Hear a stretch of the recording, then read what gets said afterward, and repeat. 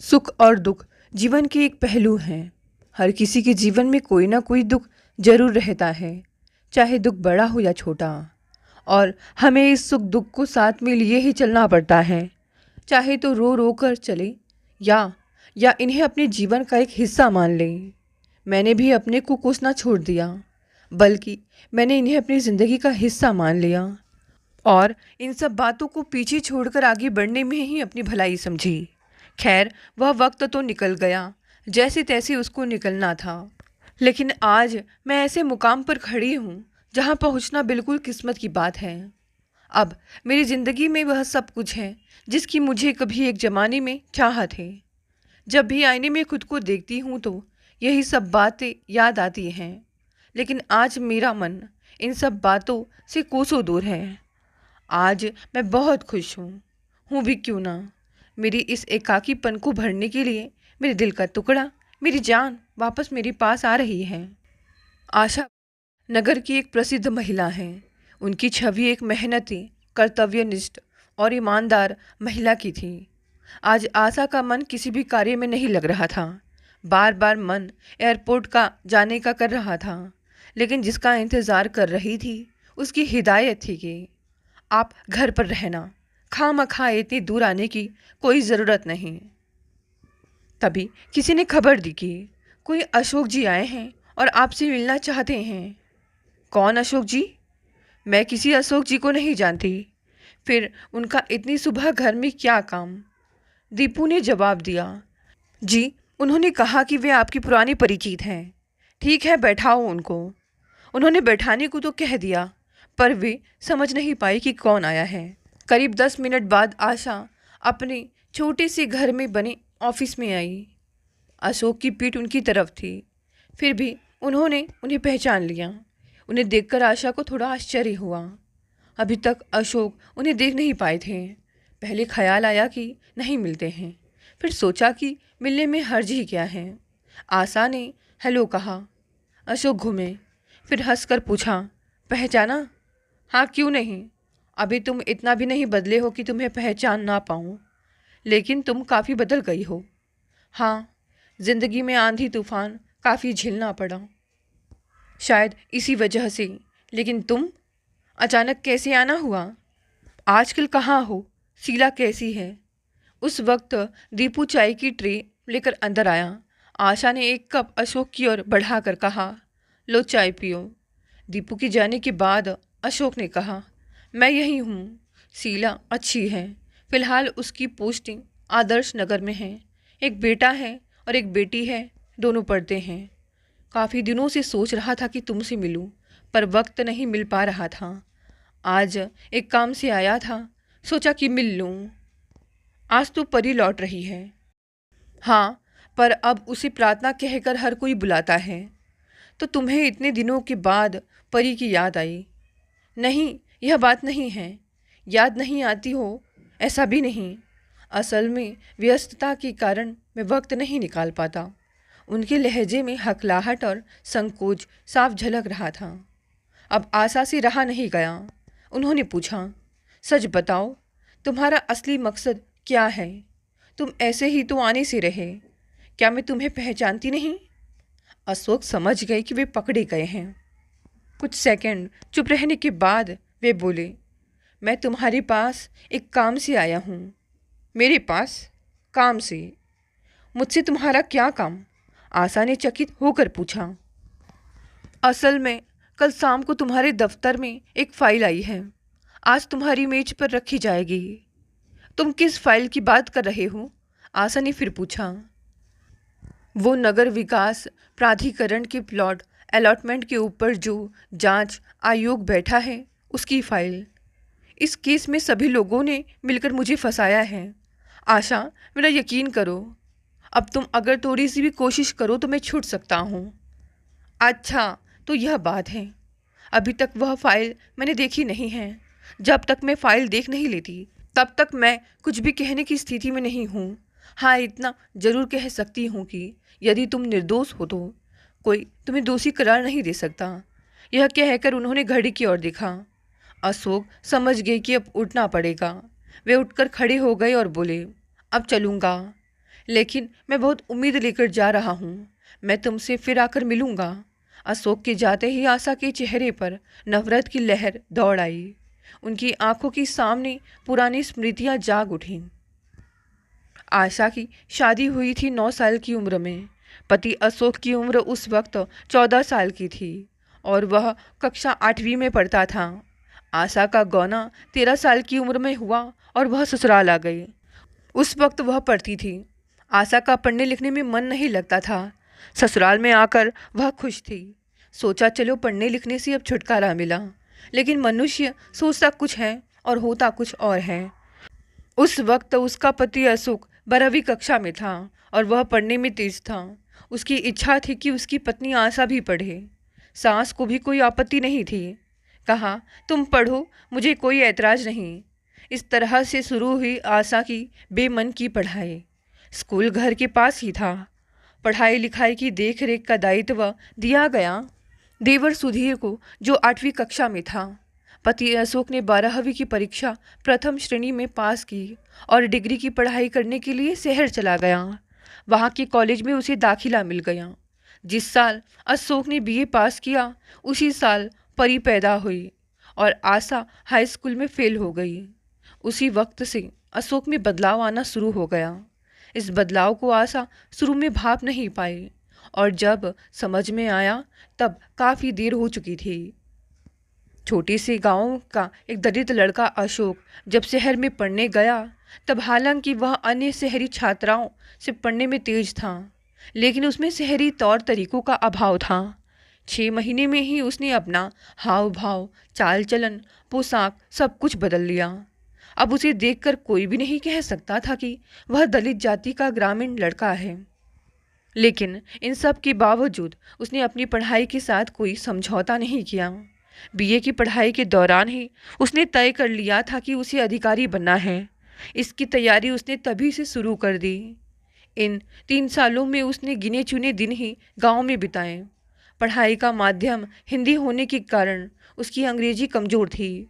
उसने खूब मेहनत कर अपनी अंग्रेजी भी सुधारी। बीए का इम्तिहान देने के बाद वह गांव ना जाकर सीधा दिल्ली चला गया। अशोक का परिवार अमीर नहीं था, लेकिन संपन्न था। घर में खाने पीने की कोई कमी नहीं थी। उसे हर ज़रूरत का पैसा घर से मिलता था, लेकिन वह पैसे की अहमियत को जानता था। वह फिजूल खर्ची नहीं था। वह दिल्ली के अपने इलाके के सांसद के सरकारी बंगले के सर्वेंट क्वार्टर में रहता और उन्हीं के यहाँ खाता था। इसके एवज में उनके 3 बच्चों को पढ़ाता था। खाली समय में वह अपनी पढ़ाई करता था। इस तरह 1 साल के कठोर परिश्रम के बाद वह परीक्षा में सफल हुआ। ट्रेनिंग पर जाने से पहले वह हफ्ते भर के लिए गांव आया। उसी समय उसने अपनी लड़की को पहली बार देखा। आशा ने हाई स्कूल में फेल होने के बाद पढ़ाई छोड़ दी थी। इसी वजह से उसने पहले तो उसे बहुत डांटा, फिर उसके साथ उसने ठीक से बात भी नहीं की। यहाँ तक कि अपनी लड़की परी को उसने एक बार भी गोदी में नहीं लिया। आशा ने हर तरह से अशोक को खुश करने की कोशिश की, लेकिन अशोक टस से मस नहीं हुआ। किसी तरह वह 7 दिन काट कर चला गया। आशा कई दिनों तक गमगीन रही। फिर उसे सास और देवर ने समझाया कि वह बहुत बड़ा अफसर बन गया है और इसीलिए उसकी पत्नी का पढ़ा लिखा होना ज़रूरी है। मजबूर होकर आशा ने फिर पढ़ना शुरू किया। पहले हाई स्कूल, फिर 12वीं सेकंड डिवीज़न में पास किया। अशोक खत वगैरह ज़्यादा नहीं लिखता था, लेकिन इस बार जाने के बाद तो एक भी खत नहीं लिखा। अचानक 3 साल बाद एक चिट्ठी आई। अगले हफ्ते आ रहा हूँ, 2 दिन रहूँगा। घर के सब लोग बहुत खुश हुए। देखते ही देखते सारे गांव में यह खबर फैल गई। गांव वाले यह कहने लगे कि अब आशा अपने पति के साथ शहर में जाकर रहेगी। पति बहुत बड़ा अफसर है, शहर में बहुत बड़ा बंगला है। अब आशा की तकलीफ़ें ख़त्म हुई, लेकिन आशा बिल्कुल चुप थी। असल में अशोक से वह नाराज़ थी। उसने अशोक के जाने के बाद उससे माफ़ी मांगते हुए कम से कम 7 चिट्ठियाँ लिखी। हाई स्कूल और 12वीं पास होने की खबर भी थी, लेकिन उसे कोई जवाब नहीं मिला। इंसान से क्या गलती नहीं होती है, गलती की क्या माफ़ी नहीं मिलती है। शनिवार के दिन घर के सभी लोग तड़के ही जाग गए। सारे घर को धोकर साफ किया गया। बगल के मकान में रहने वाली ताऊ जी, जो गांव के मुखिया भी हैं, सुबह से ही नहा धोकर तैयार होकर अशोक की बैठक में बैठ गए। परी को नई फ्रॉक पहनाई गई। होश में आने के बाद वह पहली बार अपने पापा को देखेगी। वह कभी घर के अंदर और कभी घर के बाहर आ जा रही थी। उसकी खुशी का ठिकाना नहीं था। पापा उसके लिए ढेर सारे खिलौने लाएंगे, नए कपड़े लाएंगे। उसने ABCD सीखी है, पापा को सुनाएगी। रात को पापा के साथ लेटेगी। सारे दोस्त घर के आसपास चक्कर लगा रहे थे। धीरे धीरे दिन ढल गया।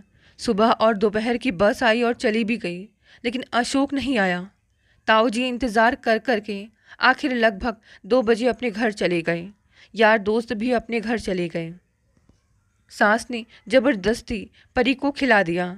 लगभग 3 बजे देवर सुधीर और सास ने भी खाना खा ही लिया, लेकिन बार बार कहने के बाद भी आशा ने नहीं खाया। उसने सिर्फ इतना कहा, मुझे भूख नहीं है, जब भूख लगेगी तब मैं खुद खा लूँगी। सास ने ज़्यादा जोर नहीं डाला। उन्हें आशा की जिद के बारे में पता है। जबरदस्ती उससे कुछ नहीं कराया जा सकता है। शाम ढलने को थी, अचानक दूर से बच्चों की शोर मचाने की आवाज़ आई। कोई कुछ समझ सकता इससे पहले ही एक सफ़ेद कार दरवाजे पे आकर रुकी। उसमें से अशोक उतरा। उसे देखते ही घर का गमगीन माहौल उत्सव में तब्दील हो गया। सारा का सारा गांव अशोक के दरवाजे पर इकट्ठा हो गया। इतना बड़ा अवसर उन्होंने कभी नहीं देखा था। आशा रसोई में व्यस्त थी, चाय नाश्ते का प्रबंध कर रही थी। बैठक में यार दोस्तों ने अशोक को घेर रखा था। धीरे धीरे उसे थकान लगने लगी। करीब 7 बजे ताऊजी उठे और सभी से जाने को कहा। उन्होंने कहा, अब अशोक को थोड़ा आराम करने दो। वह पूरे रास्ते खुद ही गाड़ी चलाकर आया है, जाहिर है कि थक गया होगा। फिर वह इतने दिनों के बाद घर आया है, उसे अपने घर वालों से भी बातें करने दो। अरे भाई, परी को भी तो मौका दो अपने पापा से मिलने का। अब सब न चाहते हुए भी जाने को मजबूर थे। अशोक की जान में जान आई। अशोक अपने साथ कोई सूटकेस वगैरह नहीं लाया, बल्कि केवल एक ब्रीफकेस लाया था। अम्मा ने पूछा, तू तो कोई कपड़े वगैरह साथ नहीं लाया? मुझे तो तेरा इरादा अच्छा नहीं लग रहा। मुझे सही बता, तेरा इरादा क्या है? अशोक ने कहा, मैं यहाँ रहने नहीं आया हूँ। मैं तो यहाँ ज़रूरी काम से आया हूँ। मुझे आज रात को ही वापस लौटना है। अगर रास्ते में गाड़ी खराब नहीं हुई होती तो इस वक्त मैं वापस जा रहा होता। अम्मा ने पूछा, यह बता, ऐसा भी क्या ज़रूरी काम जिसके लिए तू सिर्फ कुछ घंटे के लिए आया? तुझे क्या हम लोगों की, अपनी बीवी की, परी की ज़रा भी याद नहीं आती? अशोक ने इस प्रश्न का उत्तर ना देकर पूछा। आशा दिखाई नहीं पड़ रही, वह कहाँ है? तब अम्मा ने कहा, चल, इतनी देर बाद उस बेचारी की याद तो आए। उसे मरने की भी फुर्सत नहीं है। सारे मेहमानों की चाय नाश्ते का इंतज़ाम वही तो कर रही है। इस वक्त वह रसोई में है। तब अशोक ने कहा, मैं हाथ मुँह धोकर अपने कमरे में जा रहा हूँ, तुम उसे वहीं भेज दो, उससे मुझे ज़रूरी काम है। तभी, मैडम, आज ऑफिस नहीं जाएंगी क्या? 9:30 बजने वाले हैं। दीपू की आवाज़ सुनकर आशा की तंद्रा भंग हुई और वे वर्तमान में लौट आई। बोली, टेबल पर नाश्ता लगाओ, मैं आ रही हूँ। 10:30 बजे एक विभागीय मीटिंग थी। ख़त्म होते होते 1:30 बज गया। बाद में भी कुछ अपॉइंटमेंट थे। 3:30 बजे प्रार्थना उर्फ परी का फ़ोन आया। काम में उलझे होने के कारण समय का ख्याल ही नहीं रहा। निजी सचिव को कहकर सारे अपॉइंटमेंट खारिज कर सीधे घर चली आई आशा। अब आज और कोई काम नहीं। बेटी प्रार्थना के साथ खाना खाकर उसके किस्से सुनने बैठ गई। एक बार ख्याल आया कि अशोक की बात प्रार्थना से कहे, पर दूसरे ही क्षण मन से यह ख्याल निकाल दिया। सोचा कि कोई ज़रूरत नहीं, लेकिन रात को बिस्तर पर लेटते ही फिर पुरानी यादें ताज़ा हो गई। आशा के कमरे में आते ही अशोक ने कहा, बैठो, तुमसे बहुत ज़रूरी बात करनी है। एक काम करते हैं, मैं तुम्हारा खाना लगा देती हूँ, तुम पहले खाना खा लो, फिर मैं इत्मीनान से बैठकर तुम्हारी बातें सुनूंगी। आशा ने कहा, नहीं, बैठो, मेरी बातें ज़रूरी हैं। यह कहकर अशोक ने आशा की ओर देखा। आशा पलंग के एक किनारे पर बैठ गई। अशोक ने एक लिफाफा ब्रीफकेस से निकाला, फिर उसमें से कुछ कागज़ निकालकर आशा को देकर कहा, इन कागज़ के हर पन्ने पर तुम्हें अपने दस्तखत करने हैं। दस्तखत? क्यों? ये कैसे कागज हैं? आशा ने पूछा। अशोक कुछ पल खामोश रहने के बाद बोला, आशा, असल में देखो, मैं जो तुमसे कहना चाह रहा हूँ, मुझे पता नहीं तुम उसे कैसे लोगी। देखो, मैंने बहुत सोच समझ कर तय किया है कि इस तरह से अब और नहीं चल सकता। इससे तुम्हें भी तकलीफ होगी और मैं भी सुखी नहीं हो सकता। मुझे उम्मीद है कि तुम मुझे गलत नहीं समझोगी। मुझे तलाक चाहिए। तलाक। आशा के सिर पर मानो आसमान टूटकर गिर पड़ा हो। हाँ देखो, मुझे नहीं लगता कि तुम्हारी और मेरे बीच जो मानसिक दूरियां हैं वे अब ख़त्म हो सकती हैं। और यह भी तो देखो कि मैं कितना बड़ा अफसर बन गया हूँ। वैसे यह तुम्हारी समझ से परे है। इतना समझ लो कि अब तुम मेरे बगल में जचती नहीं। यही सब सोचकर मैं इस नतीजे पर पहुँचा हूँ कि इसके अलावा और कोई उपाय नहीं है। इसमें मेरा क्या कसूर है? मैंने इंटर पास किया है। तुम मुझे शहर ले चलो, मैं आगे और पढ़ूंगी। मैं तुम्हारे काबिल बनकर दिखाऊंगी। कहते कहते आशा का गला भर आया था। मैं मानता हूँ कि इसमें तुम्हारा कोई दोष नहीं, पर अब यह मुमकिन नहीं। फिर मुझे सज़ा क्यों मिलेगी? मैं परी को छोड़कर नहीं रह सकती। परी तुम्हारे पास ही रहेगी। मैं तुम्हें हर महीने रुपए भेजता रहूँगा। अगर तुम चाहो तो दोबारा शादी भी कर सकती हो। शादी का सारा खर्चा भी मैं ही उठाऊंगा। आशा समझ गई कि अशोक के साथ उसका रिश्ता अब खत्म हो चुका है। भला कोई पति अपनी पत्नी को दूसरी शादी के लिए भी कहता है क्या? जो रिश्ते दिल से नहीं बनते उन्हें जोर जबरदस्ती बना के नहीं रखा जा सकता। यदि वह इस वक्त दस्तखत नहीं भी करती है तो भी अशोक किसी न किसी बहाने से तलाक तो हासिल कर ही लेगा और उससे मन को और ज़्यादा चोट पहुँचेगी। अचानक उसे एहसास हुआ कि अशोक ने उससे कभी भी प्यार नहीं किया। उसने खुद से सवाल किया कि क्या वह अशोक से प्यार करती है। दिल से जवाब नहीं में मिला। फिर उसने अशोक से पूछा, कहाँ दस्तखत करने हैं? अशोक की बताई जगह पर उसने हर पन्ने पर दस्तखत कर दिए। उसका हाथ एक बार भी नहीं कांपा। अशोक ने नहीं सोचा था कि काम इतनी आसानी से संपन्न हो जाएगा।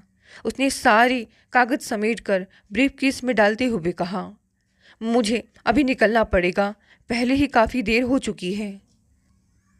आशा ने अचानक सवाल किया, वह लड़की कौन है जिसके लिए तुमने मुझे छोड़ा है? क्या वह मुझसे ज़्यादा सुंदर है? अशोक ठिठक गया। उसने इस सवाल की उम्मीद नहीं की थी, कम से कम आशा से तो नहीं। अब उसे एहसास हुआ कि आशा काफ़ी अक्लमंद है। उसने कहा, उसका नाम शीला है।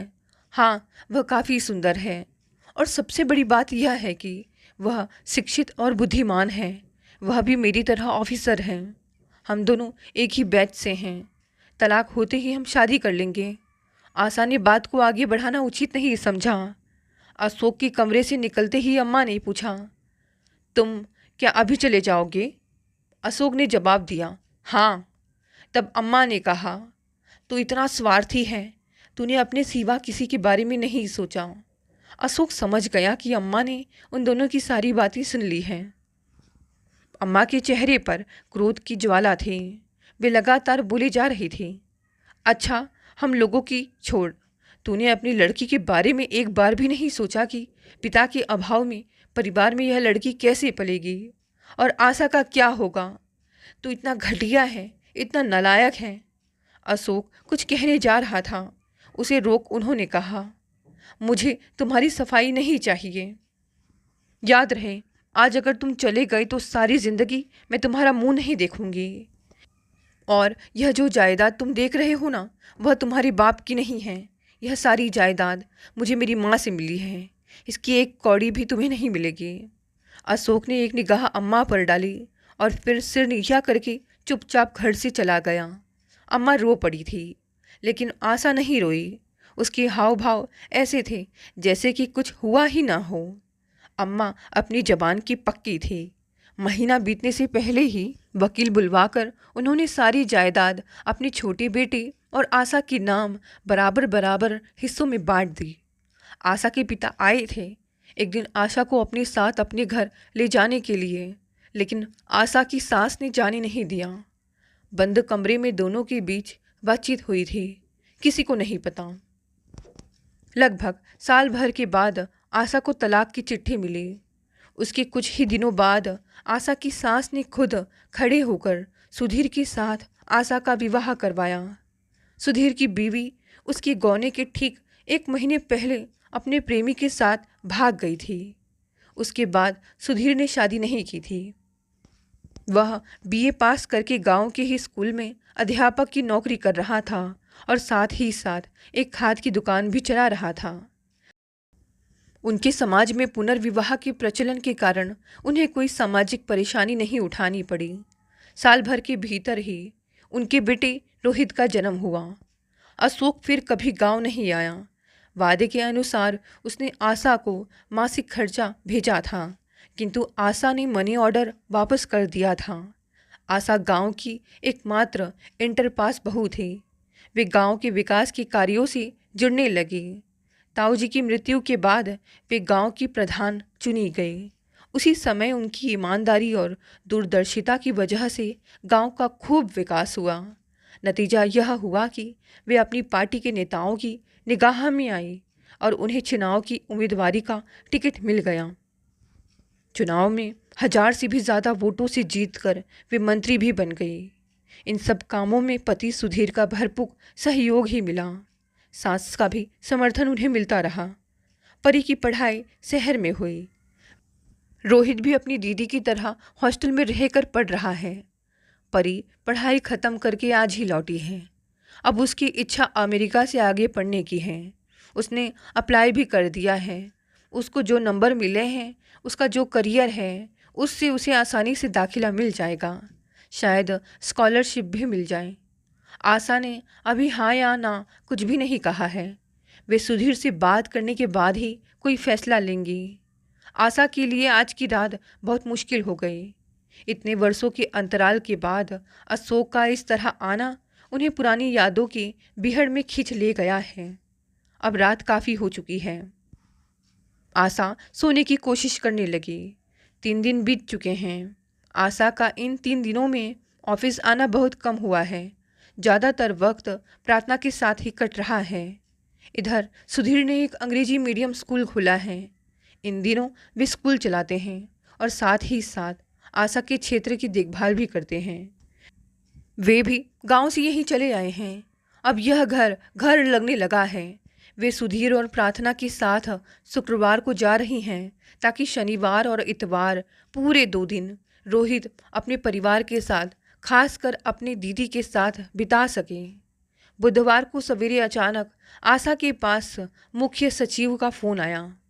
मंत्री जी नगर विकास प्राधिकरण की फाइल के बारे में पूछ रहे हैं। उन्होंने तुरंत अपने सचिव को बुलाकर वह फाइल मांगी।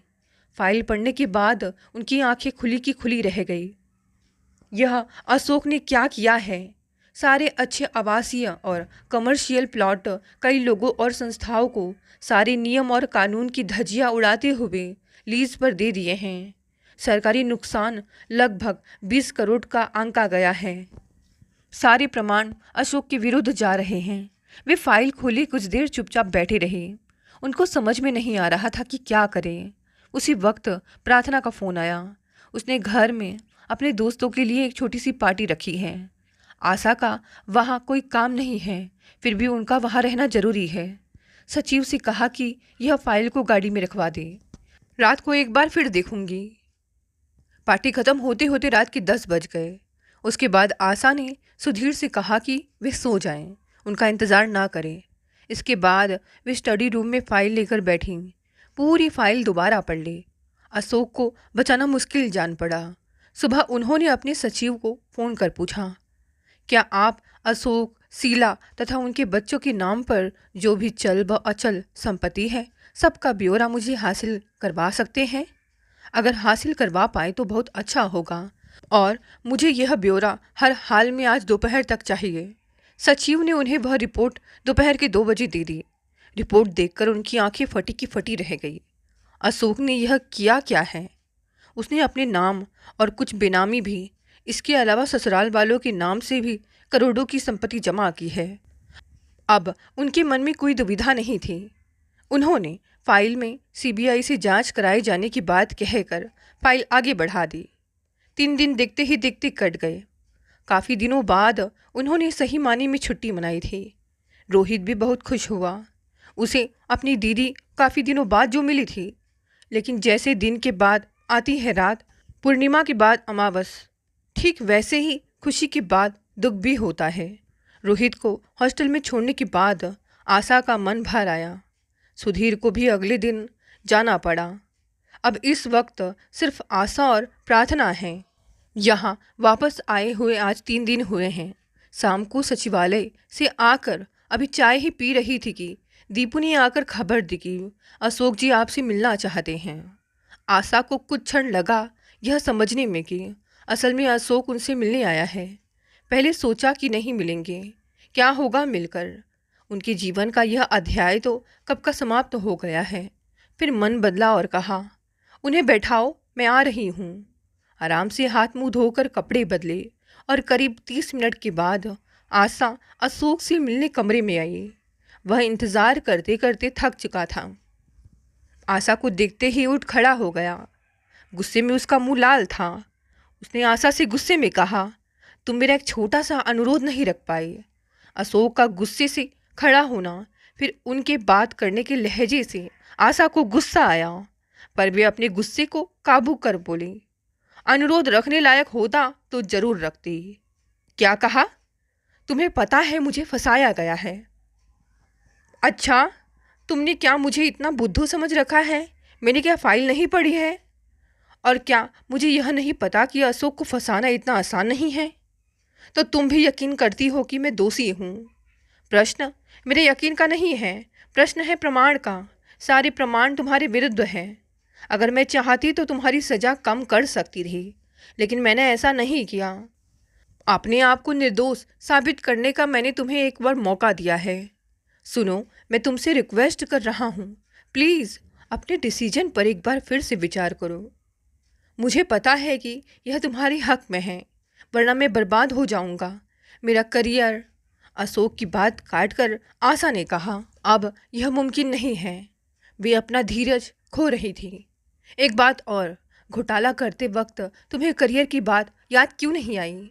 तुम्हारे जैसे बड़े बेईमान लोगों को सज़ा मिलनी ही चाहिए। क्यों, मैं बेईमान हूँ? अशोक चिल्लाने लगा। चिल्लाओ मत, नीची आवाज़ में बात करो, यहाँ शरीफ लोग रहते हैं। अच्छा एक बात बताओ, तुम्हारे बंगले का दाम क्या है? और तुम्हारे 4 प्लॉट हैं, इसके अलावा बहुत सारी प्रॉपर्टी हैं।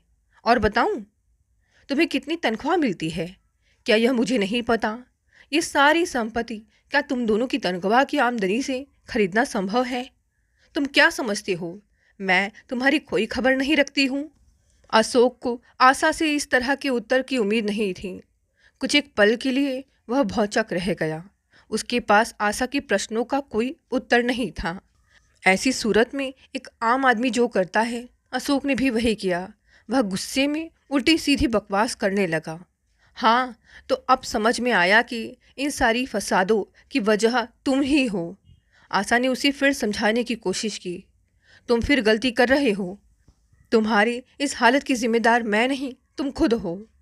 मैं तो इस घटनाक्रम के बाद में जुड़ी हूँ।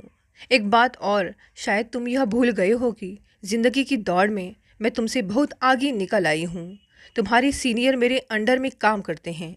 मैं जब तक बैठने को ना कहूँ, वे मेरे सामने खड़े रहते हैं। मैं भला तुम्हारी तरह के तुच्छ व्यक्ति के पीछे क्यों पड़ूंगी? इससे मुझे क्या हासिल होने वाला है? अशोक को यह सुनकर और भी गुस्सा आ गया। वह अपना संयम खोकर चिल्लाने लगा, बस, अब और सफाई की ज़रूरत नहीं है तुझे, समझी? तेरा असली चेहरा अब दिखाई दे गया।